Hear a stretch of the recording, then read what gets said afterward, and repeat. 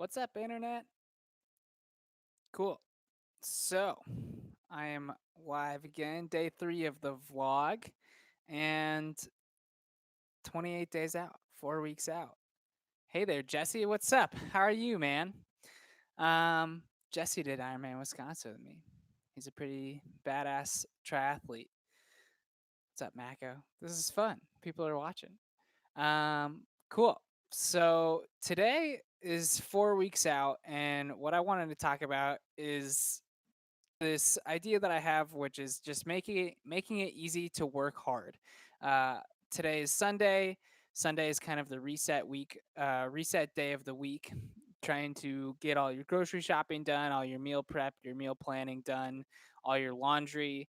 And it's those small little things like that that make the week of training so much easier, so much simpler that people don't really think about. Just having everything set up at the start of your week is crucial for having a seamless week of training.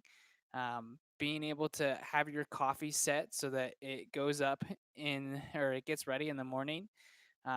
Yeah, Jesse, meal prep in 2 hours today. And those 2 hours are going to save you a solid 30, 40 minutes a day the rest of the week, which is important. I mean, it might take a lot of time today, but if you set that time aside, then the next 7 days go super smoothly. And that's something that's really important.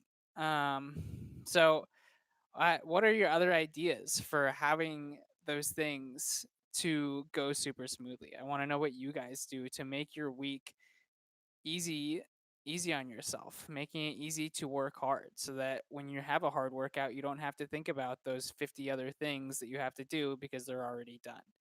Anyone got any super awesome ideas for that?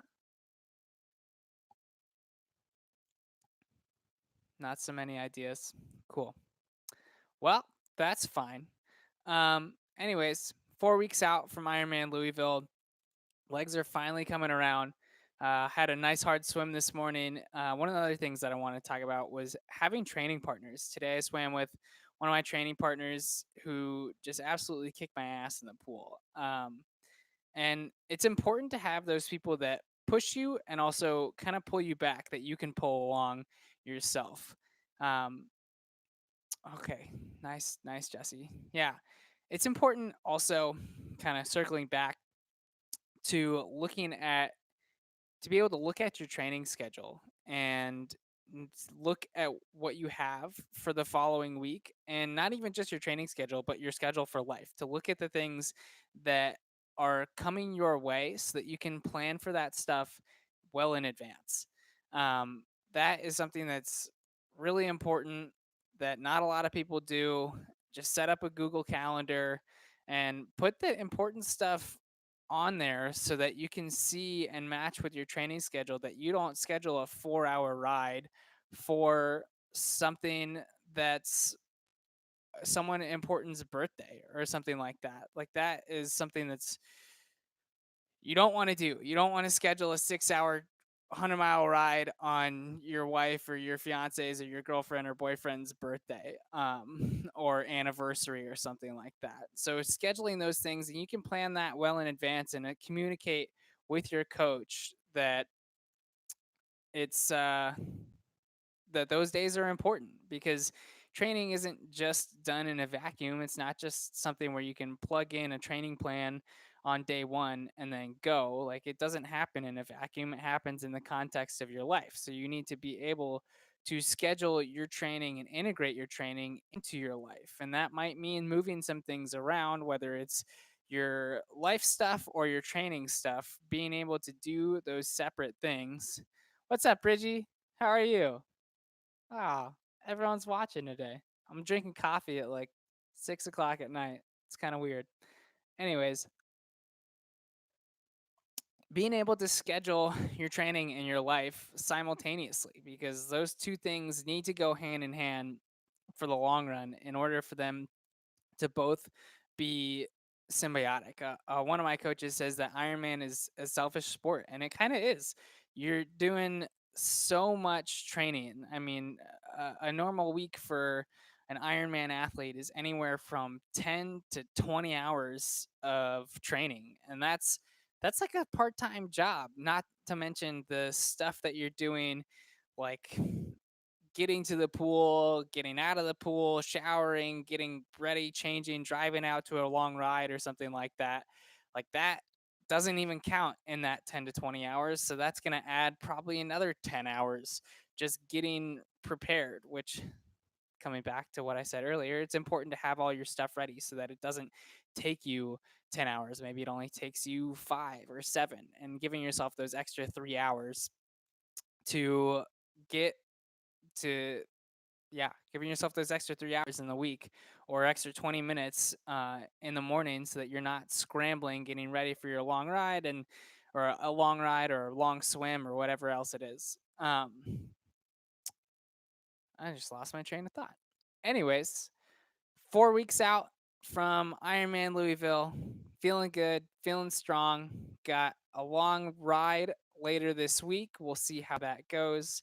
Um, and kind of the last thing that I want to talk about is when you're getting this close to a super big race, you can't make major changes. You can make minor tweaks on things. I don't really have anything that I'm tweaking majorly. So the biggest one being the race plan and the nutrition plan for the most part. And even though I had some stomach issues in Ironman Wisconsin, it was, I'm 99% sure it was something in the water. And what is that saying? Don't drink the water.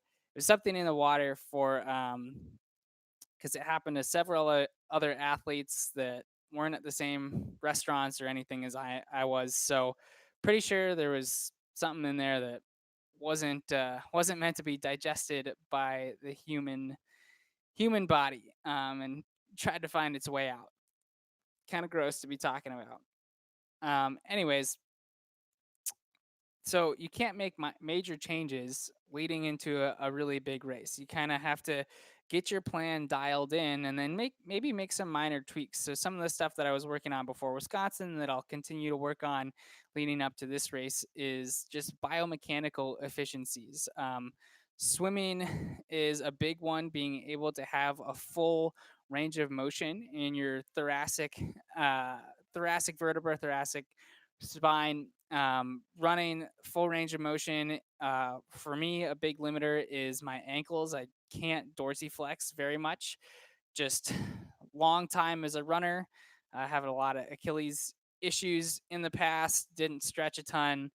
Yoga has helped a lot with that, but still something that I'm working on and working through, and just small tweaks in my diet. I know last couple of days I've talked about how my diet has been pretty bad the last week, eating a lot of Captain Crunch and Twizzlers and that sort of thing. But today, Sunday, reset day, perfect way to just only buy the stuff that you want to put into your body. And that, if it's not in your house, if it's not something that's easily accessible, then you're not going to be able to eat it. I mean, you'd have to go out of your way to be unhealthy. So doing something like that is really helpful to having a meal plan, a meal prep situation on Sunday or whatever day you go to the grocery store will really set your week up for success. I'm sweating a lot. It must be too hot here. Anyways, set yourself up for success in your week, and it'll be amazing how much more efficient, how much more seamless your training will go. That's all I got for today. See you guys tomorrow.